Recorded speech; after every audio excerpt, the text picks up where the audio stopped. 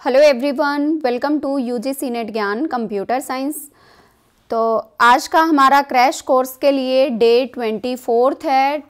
Day 24, इससे पहले हम 23 डेज़ को कंप्लीट कर चुके हैं। सो अगर आप में से किसी ने डे 1 से लेके डे 23 तक की क्लासेस नहीं देखी हैं तो वो प्ले लिस्ट में जाके देख सकता है। 1 बाय 1 एक एक क्लास को ज़रूर देखें, वो आपके लिए बहुत ज़्यादा हेल्पफुल होने वाली हैं।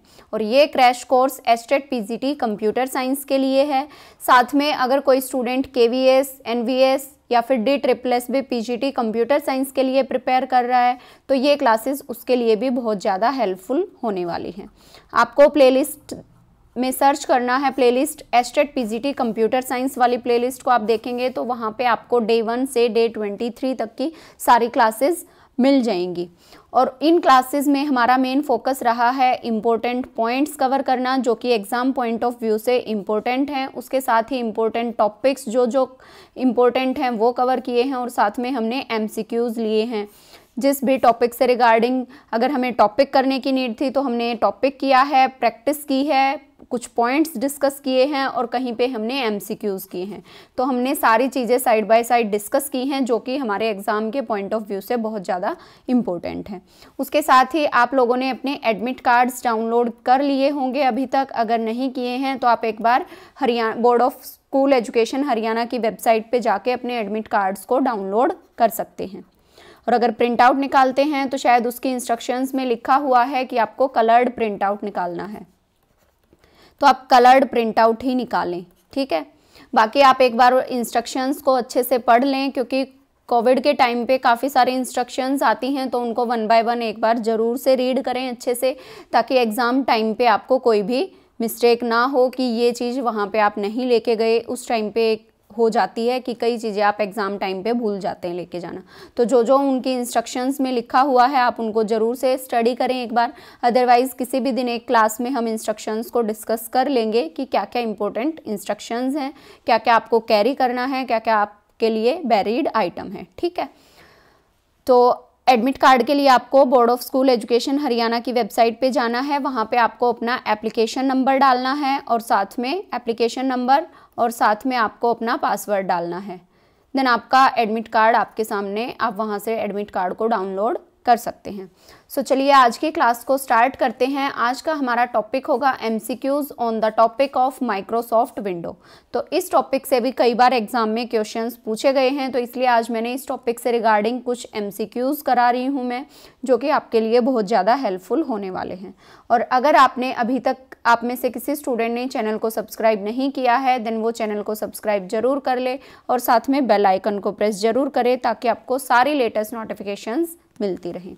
तो चलिए अपनी क्लास को स्टार्ट करते हैं। उसके साथ ही अगर आप लोग टेलीग्राम पे हैं तो आपको टेलीग्राम पे सर्च करना है यूजीसी नेट ज्ञान कंप्यूटर साइंस। आपको टेलीग्राम चैनल मिल जाएगा यूजीसी नेट ज्ञान कंप्यूटर साइंस के नाम से। देन आपको उसको ज्वाइन करना है। हर एक इन्फॉर्मेशन वहाँ पे सबसे पहले मिलती है। और उसके साथ ही अगर आप अपनी कोई क्वेरी भेजना चाहते हैं तो वहाँ पे डिस्कशन ग्रुप होगा, आप उसको भी ज्वाइन कर सकते हैं। अगर आप अपनी कोई क्वेरी ईमेल के थ्रू सेंड करना चाहते हैं तो आपको ईमेल पे सेंड करना है ugcnetgyan@gmail.com पे। और यूट्यूब चैनल तो हमारा है ही यूजीसी नेट ज्ञान कंप्यूटर साइंस, और फेसबुक पेज को भी साथ में लाइक कर सकते हैं यूजीसी नेट ज्ञान कंप्यूटर साइंस के नाम से। सो चलिए स्टार्ट करते हैं। हमारे साथ जुड़ने के लिए आप सबका बहुत बहुत धन्यवाद। तो आज की क्लास का हमारा फर्स्ट क्वेश्चन है, माइक्रोसॉफ्ट विंडो इज एन। तो माइक्रोसॉफ्ट विंडो क्या है? ऑपरेटिंग सिस्टम है, ऑफिस सूट है, डेस्कटॉप एप्लीकेशन है, या फिर ऑल ऑफ द अबव। आपको मैसेज करना है। यहाँ पे 10 क्वेश्चंस हैं। 10 में से कितने क्वेश्चंस आप लोगों के करेक्ट हुए हैं, हर एक स्टूडेंट 1 बाय 1 काउंट करेगा, और अपने लास्ट में आफ्टर क्लास अपना फीडबैक जरूर देके जाएगा कि कितने 10 में से कितने क्वेश्चंस आपके ठीक मिले हैं।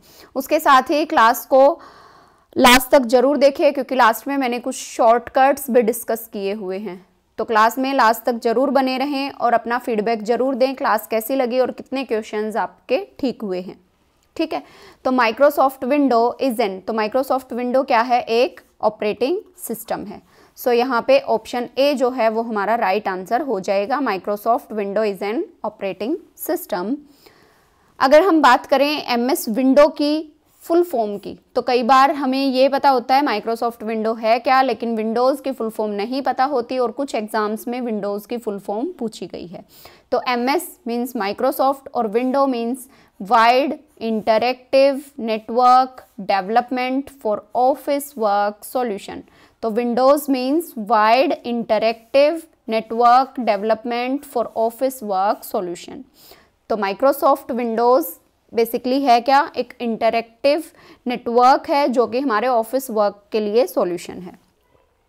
उसके साथ ही अगर हम बात करें, Microsoft introduced an operating environment named Windows on November 20, 1985 as a graphical operating system shell for MS-DOS in response to the growing interest in graphical user interface means GUI। तो this is the Microsoft. Next अगर हम बात करें founder of Microsoft company, तो Microsoft company के founder कौन हैं? Paul Allen, Bill Gates, Mark Elliot. तो यहाँ पे बोथ A एंड B। तो राइट आंसर क्या होगा? Option D will be the right answer. Paul Allen and Bill Gates दोनों ही माइक्रोसॉफ्ट कंपनी के फाउंडर हैं। सो आई होप क्वेश्चन समझ आ रहे होंगे, और अभी तक अगर आपके दोनों क्वेश्चंस ठीक हुए हैं तो आपके 2 मार्क्स हो गए हैं। नेक्स्ट मूव करते हैं थर्ड क्वेश्चन पे।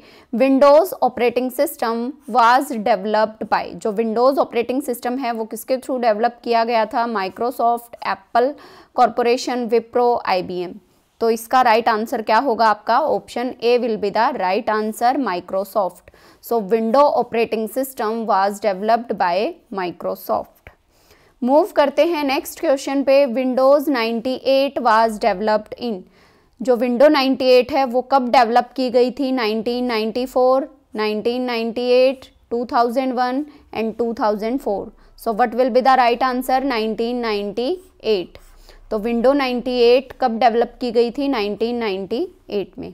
मूव करते हैं नेक्स्ट क्वेश्चन पे। Which of the following support 32 bit processor, तो इनमें से कौन सी विंडो है जो 32 बिट प्रोसेसर को सपोर्ट करती है?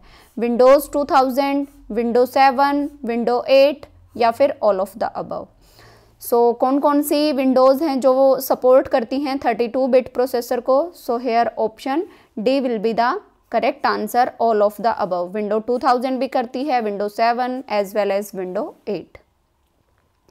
मूव करते हैं नेक्स्ट क्वेश्चन पे। ए स्मॉल एरो और ब्लिंकिंग सिंबल ऑन डेस्कटॉप, जो हमें डेस्कटॉप पे एक छोटा सा एरो या फिर ब्लिंकिंग सिंबल रिप्रेजेंट होता है, वो क्या होता है? बेसिकली क्या होता है? माउस होता है, लोगो होता है, कर्सर होता है या फिर हैंड होता है? तो वो क्या होता है? कर्सर।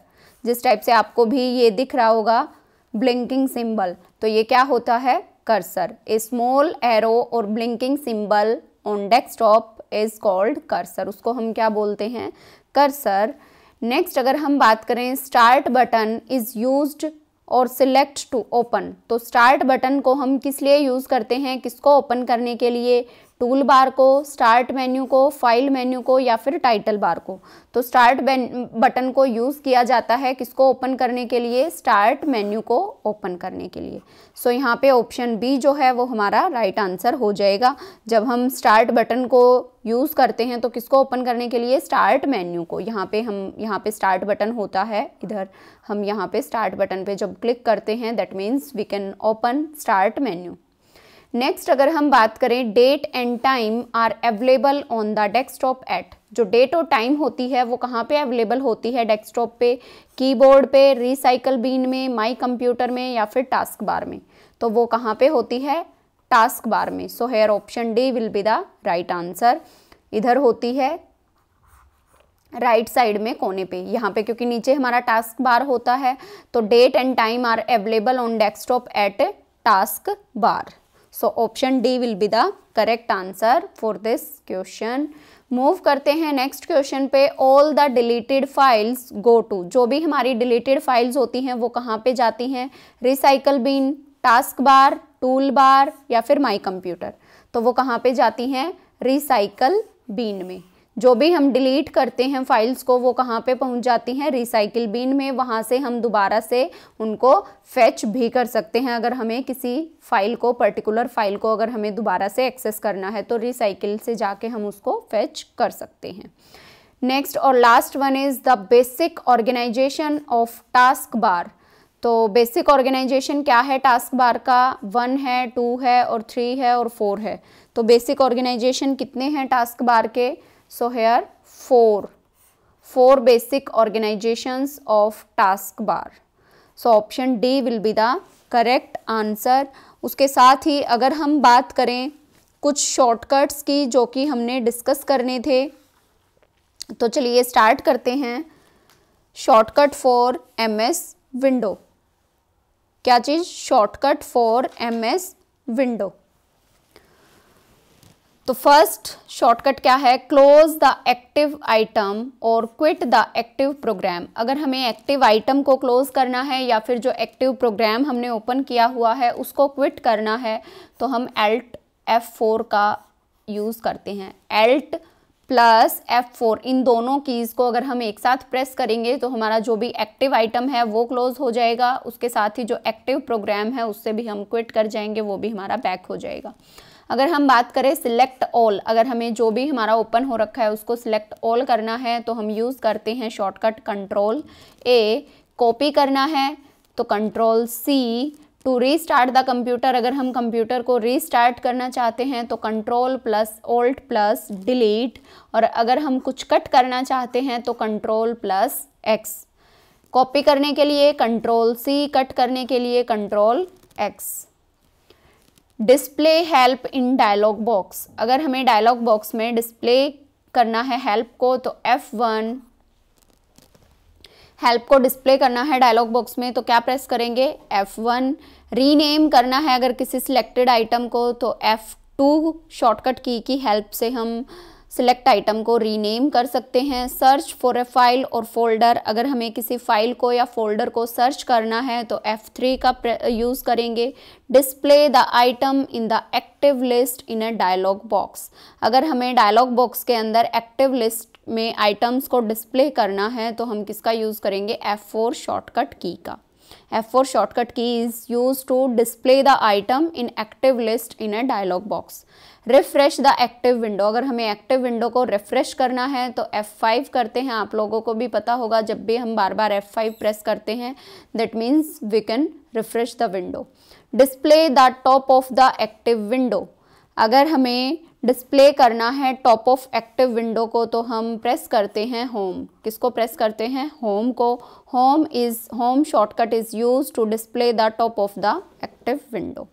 नेक्स्ट अगर हम बात करें display the bottom of the active window तो किसको करते हैं, एंड को। अगर हमें टॉप ऑफ द विंडो को डिस्प्ले करना है तो किसको यूज़ करते हैं हम, होम को। और अगर हमें display the bottom of the active window करना है तो हम किसको करते हैं, एंड को। ठीक है। नेक्स्ट अगर हम बात करें carry out the command for active option of button in a dialog box तो उसके लिए हम यूज़ करते हैं एंटर। एंटर को किसके लिए यूज़ करते हैं, carry out the command for active option of button in a dialog box. जो भी हमारे एक्टिव ऑप्शन बटन के अंदर एक्टिव ऑप्शन के लिए जो भी कमांड ली हुई हैं डायलॉग बॉक्स में उनको कैरी करने के लिए एंटर। देन नेक्स्ट अगर हम बात करें back out the current situation, अगर हमें उस जिस भी हम करंट सिचुएशन में हम यूज़ कर रहे हैं पीसी को तो उससे अगर हमें बैकआउट करना है तो एस्केप कमांड का यूज़ करते हैं, एस्केप शॉर्टकट की का यूज़ करते हैं। तो ये थी कुछ शॉर्टकट कीज़ जो कि मुझे लगा कि आप लोगों के लिए हेल्पफुल होने वाली हैं। बाकी बहुत सारी हैं लेकिन इतनी सारी बार बार रिवाइज़ करना आई होप जो कि इम्पोर्टेंट लग रही थी, मैंने अपनी तरफ से जो शॉर्टकट कीज़ मुझे इम्पोर्टेंट लगी थी वो मैंने यहाँ पे ली हैं। और आई होप ये क्लास आपको पसंद आई होगी। सो अगर क्लास पसंद आई है तो प्लीज़ वीडियो को लास्ट में लाइक करके ज़रूर जाना और अपना फीडबैक ज़रूर दें। और नेक्स्ट क्लास में मिलते हैं फिर किसी न्यू टॉपिक के साथ। तब तक के लिए thank you so much and all the very best for your future. और अपनी प्रिपरेशन को करते रहिए। जहाँ कहीं पे भी आपको डाउट लगता है तो आप कमेंट सेक्शन में कमेंट करके पूछ सकते हैं।